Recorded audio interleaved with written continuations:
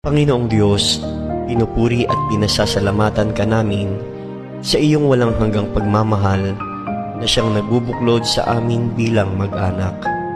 Maghari ka nawa sa aming puso at punuin mo ng pag-ibig at katapatan, kapayapaan at kasaganahan ang aming tahanan.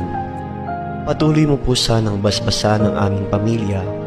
Patatagin mo po kami sa pananalig sa iyo, lalo na sa panahon ng kahinaan at pagsubok. Ingapin mo po sana ang mga pamilya na ngayon ay nagdaranas ng matinding kahirapan at pagdurusa, nawawalan ng pag-asa at nagkakahiwalay dahil sa hindi pagkakaunawaan.